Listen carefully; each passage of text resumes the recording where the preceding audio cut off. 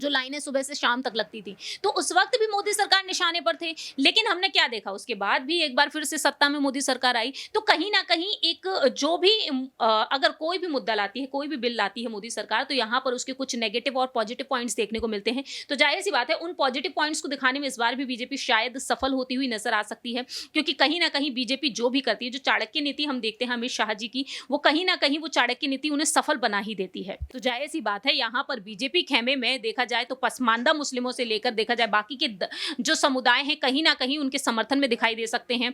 और यूसीसी के पास हो जाने के बाद देखते हैं कि मुस्लिमों का रिएक्शन और भी कितना ज्यादा शानदार हो सकता है।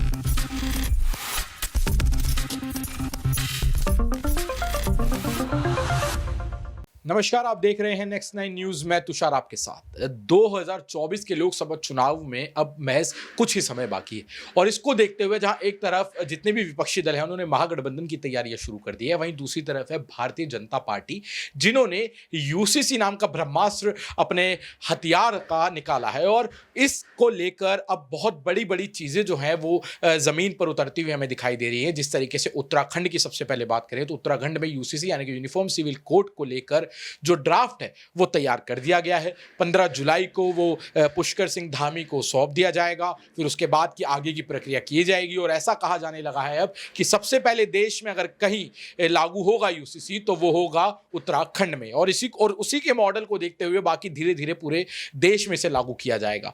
तो आज इसी पर हम चर्चा करेंगे, यूसीसी पर, कि ये यूसीसी किस तरीके से भारतीय जनता पार्टी को मदद कर सकता है या फिर उनके लिए एक नेगेटिव पॉइंट ऑफ व्यू भी ला सकता है।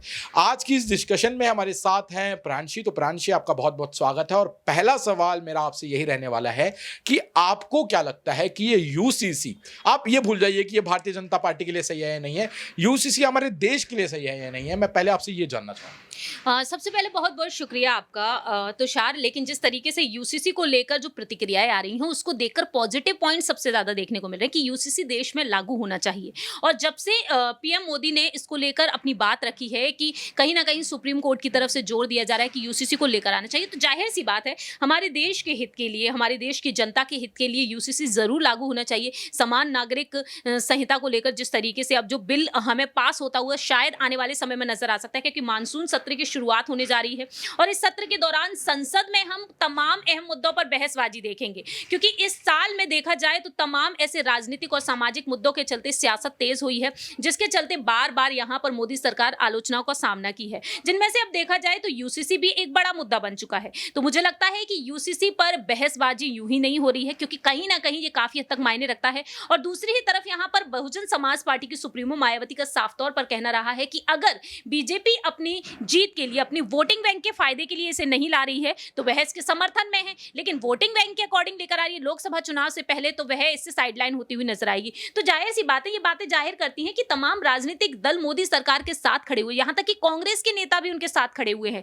तो यूसीसी यहां पर हमारे देश के हित के लिए, हमारे देश के विकास के लिए वाकई में फायदेमंद साबित हो सकता है आने वाले वक्त में। लेकिन प्रियांशी, ऐसा कहा जा रहा है कि यूसीसी जो है ये एक बातों में अगर हम इसे देखा जाए तो ये एक बहुत अच्छा फॉर्मूला है, लेकिन अगर आप इसे जमीन पर उतारेंगे तो ये एक बहुत ही ज्यादा मुश्किल हो जाएगा इसे सबके लिए लागू करने में। और ये बात जो सबसे बड़ी बात कही है वो कही हमारे जो देश के जाने माने राजनीतिक रणनीतिकार है प्रशांत किशोर। उनका कहना है कि ये सिर्फ धारा 370 हटाने जितना आसान नहीं है, क्योंकि वो जो था, मैं आपको भी बता दूं दर्शकों, कि धारा 370 जब जम्मू कश्मीर से हटाई गई थी तो वो जम्मू कश्मीर के लोगों से जुड़ा हुआ ज्यादा मामला था। वो बात अलग है कि मानसिक तौर पर पूरा देश उससे जुड़ा था, लेकिन जो प्रभावित हुए थे वो जम्मू कश्मीर के लोग हुए थे।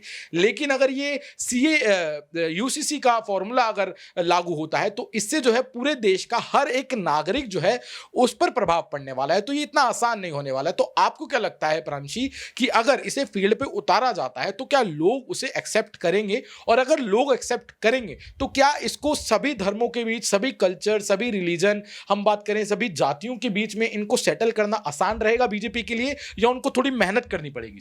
जाहिर सी बात है, देखा जाए तो यहाँ पर तुषार काफी मेहनत करने की जरूरत आन पड़ेगी, क्योंकि महागठबंधन जिस तरीके से हुआ है उसमें हम देख रहे हैं कि राहुल गांधी जिस तरीके से लोकप्रियता उनकी बढ़ती हुई नजर आ रही है, तो राहुल गांधी जमीनी स्तर से लोगों से जुड़ रहे हैं, जो कहीं ना कहीं मोदी सरकार के लिए गले की फांस बनते हुए देखे जा रहे हैं। इस वजह से क्योंकि राहुल गांधी लोगों की समस्याओं को जमीन पर उतर कर समझ रहे हैं। कभी वह देखा जाए तो करोल बाग पहुंच रहे हैं, कभी देखा जाए तो ट्रक में सवारी करते हुए देखे जा रहे हैं। तो जनता के बीच उतरकर जनता के बीच यहाँ पर उनकी समस्याओं को वह सुन रहे हैं। तो जाहिर सी बात है, इससे कहीं ना कहीं एक बड़ी मुसीबत यहाँ पर मोदी सरकार के लिए खड़ी होती हुई नजर आ सकती है। और ऐसे में यूसीसी को लागू करने से पहले यहाँ पर तमाम ऐसे पॉइंट्स भी बीजेपी को सामने रखने पड़ेंगे जनता के बीच, जिससे कि वह आसानी से इसको समझ सके। क्योंकि आज के समय में देखा जाए यूसीसी आखिरकार क्या है, इसको समझने में भी लोगों को थोड़ा वक्त लग रहा है। तो ऐसे में देखा जाए, हर एक मुद्दे पर बीजेपी पहले जनता को अच्छे से बखूबी समझाती हुई नजर आ रही है और आगे बढ़ती हुई देखी जा रही है। तो ये बिल जब पास होगा तो जाहिर सी बात है, यहाँ पर तमाम ऐसे विपक्षी दल हैं जो साथ में उतरते हुए नजर आएंगे बीजेपी के। और ऐसे में देखा जाए, यहाँ पर राजनीतिक सत्ता को ध्यान में रखते हुए भी बीजेपी एक बड़ा दांवपेच खेलेगी। क्योंकि जाहिर सी बात है, वोटिंग बैंक कहीं ना कहीं पिछड़ता हुआ नजर नहीं आना चाहिए। हमने एक वक्त देखा था कि नोटबंदी जिस तरीके से होती हुई नजर आई थी, तो मोदी सरकार उस वक्त काफी निशाने पर थी। क्योंकि नोटबंदी के टाइम हमने देखा कि लाइन किस तरीके से लगी थी, लोग बेहोश हो रहे थे, लोगों ने अपनी जान तक गंवा दी थी। उस वक्त जो लाइनें सुबह से शाम तक लगती थी, तो उस वक्त भी मोदी सरकार निशाने पर थे। लेकिन हमने क्या देखा, उसके बाद भी एक बार फिर से सत्ता में मोदी सरकार आई, तो कहीं ना कहीं एक जो भी अगर कोई भी मुद्दा लाती है, कोई भी बिल लाती है मोदी सरकार, तो यहाँ पर उसके कुछ नेगेटिव और पॉजिटिव पॉइंट्स देखने को मिलते हैं। तो जाहिर सी बात है, उन पॉजिटिव पॉइंट्स को दिखाने में इस बार भी बीजेपी शायद सफल होती हुई नजर आ सकती है। क्योंकि कहीं ना कहीं बीजेपी जो भी करती है, जो चाणक्य नीति हम देखते हैं अमित शाह जी की, वो कहीं ना कहीं वो चाणक्य नीति उन्हें सफल बना ही देती है। एक आखिरी सवाल, बेहद ही कम शब्दों में इसका जवाब चाहूंगा प्रांशी आपसे, कि इस मुद्दे को सिर्फ और सिर्फ चुनाव के दौर में ही क्यों उठाया जा रहा है? क्या इससे बीजेपी वोट बैंक साधना चाहती है? क्योंकि एक तरफ महागठबंधन बन चुका है जो इस बार उनके लिए टक्कर दे सकता है और उनका वोट बैंक कम हो सकता है, और इसलिए उन्होंने क्या यूसीसी को उतारा है कि अपने वोट बैंक को और ज्यादा बढ़ा सके और लोकसभा चुनाव में जीत हासिल कर सके? जाहिर सी बात है, देखा जाए तो विपक्षी दलों का यही कहना है कि अगर आप राजनीतिक मुद्दे के तौर पर इसे आगे नहीं रख रहे हैं तो बहुत ही अच्छा है। लेकिन अगर आप राजनीतिक तौर पर इसे वाकई में आगे रखते हुए नजर आएंगे, तो कहीं ना कहीं यहाँ पर दरकिनार वह होते हुए नजर आएंगे, जैसा कि मायावती ने कहा ही। अब देखते हैं कि 2024 में क्या यूसीसी के चलते बीजेपी को फायदा मिलेगा कि नहीं। क्योंकि बीजेपी एक बड़ा दांव खेलती हुई तभी नजर आती है, जैसे जैसे चुनाव नजदीक आते हैं वैसे वैसे ही बीजेपी एक बड़ा दांव खेल लेती है, जो विपक्षी दलों के लिए बेहद बड़ी मुसीबत बन जाता है। तो मुझे लगता है महागठबंधन को देखते हुए यहाँ पर बीजेपी ने एक बड़ा दांव खेला है। और ये बिल जब पास हो ही जाएगा तो जाहिर सी बात है, यहाँ पर बीजेपी खेमे में देखा जाए तो पसमानदा मुस्लिमों से लेकर देखा जाए बाकी के जो समुदाय हैं, कहीं ना कहीं उनके समर्थन में दिखाई दे सकते हैं। और यूसीसी के पास हो जाने के बाद देखते हैं कि मुस्लिमों का रिएक्शन और भी कितना ज्यादा शानदार हो सकता है। जी, तो मैं आपको बता दूं कि इससे सिर्फ मुस्लिम पक्ष ही नहीं है जो इसके विरोध में है, कई हिंदू संगठन भी ऐसे हैं जो कहीं ना कहीं इसका विरोध करते नजर आ रहे हैं यूसीसी का।